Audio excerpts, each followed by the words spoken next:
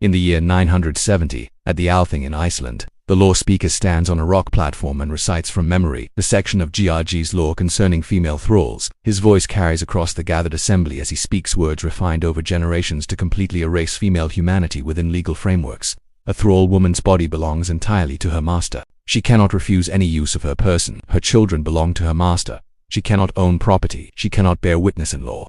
She exists outside all legal protection except as her master's possession.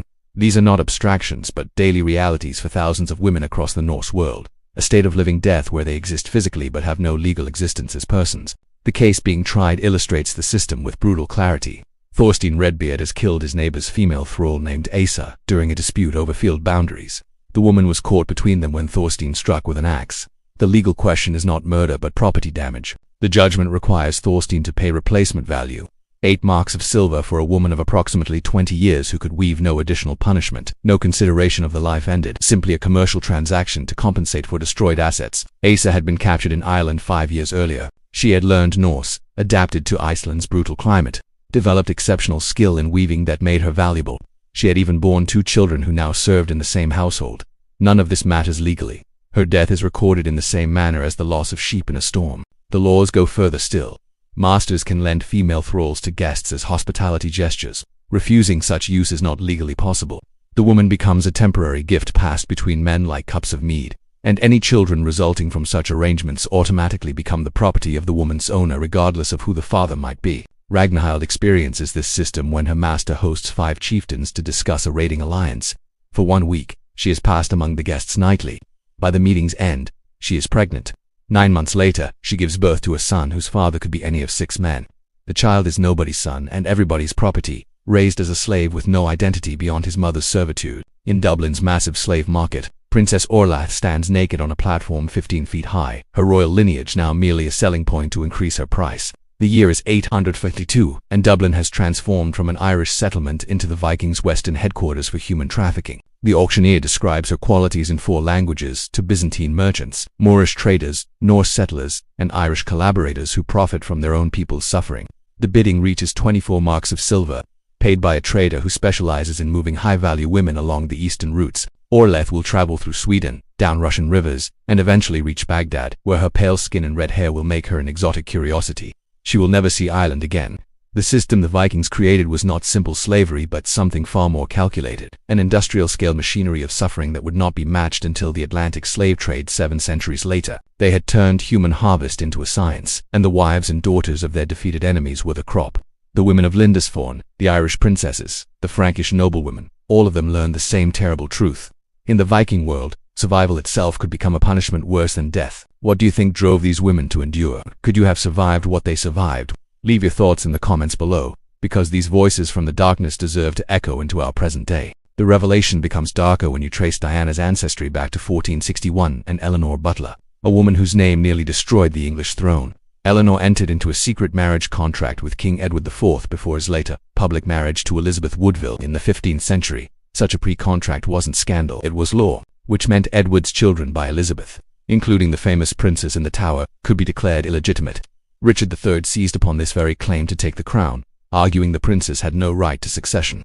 That single controversy triggered the Wars of the Roses, the death of Richard III at Bosworth Field in 1485, and the birth of the Tudor dynasty under Henry VII. Through the Spencers, Diana was tied directly to that foundation, to the very succession battles that built England itself. She wasn't watching history from the outside. She was woven into its DNA. But perhaps most chilling is what happened in the months before Diana's engagement was announced. Palace records show she underwent extensive examinations, far beyond routine medical checks. Court genealogists had been tracking the Spencer bloodline for decades, monitoring its absorption of forbidden royal lines. They knew what Diana carried, her tall stature, striking features, even her temperament aligned with traits once catalogued by Tudor and Stuart court physicians as superior royal inheritance markers. This wasn't coincidence. For centuries, noble families had been paired strategically, concentrating desired bloodlines, preserving them in shadows. The Spencer family had been central to this quiet project, absorbing the illegitimate children of kings, the discarded heirs, the dangerous bloodlines. They became custodians of ancestry, too controversial for the official monarchy but too valuable to lose. By 1981, the Windsors faced a silent crisis. Generations of careful intermarriage had narrowed their genetic pool dangerously. They needed diversity, depth, authenticity. Diana's engagement wasn't romance, it was ancestral reunification. Her blood carried concentrated royal DNA from the Tudors, the Stuarts, the Plantagenets, from dynasties officially extinct. When genetic analysts later studied William and Harry, they found something unprecedented. The boys carried markers from royal houses thought lost forever, traits from monarchs whose names had shaped England's identity. William's profile showed convergence, legitimate and illegitimate bloodlines folding into one another across 5 centuries until they emerged in him.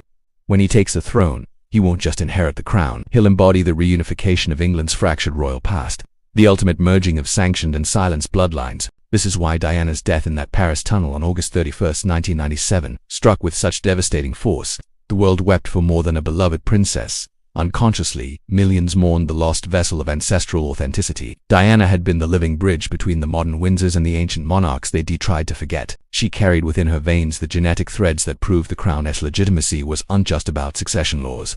It was about blood that had survived every attempt at erasure. Her sons became what the monarchy had lacked for 500 years, heirs who embodied both sides of royal inheritance. The official line and the shadow bloodline preserved in families like the Spencers. The fairy tale the world believed was a carefully constructed lie. The truth was far more haunting. Diana wasn't chosen by destiny or chance. She was the culmination of centuries of hidden lineage preservation, walking back into a family that had expelled her ancestors generations before. And in her son's veins flows the ultimate secret, that the most royal blood in England never sat on the throne at all.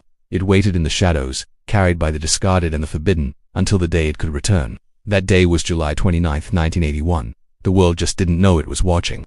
Now I want to know what you think. When William becomes king, will he be carrying forward a dynasty, or reclaiming one that was stolen 500 years ago? Leave your thoughts in the comments below.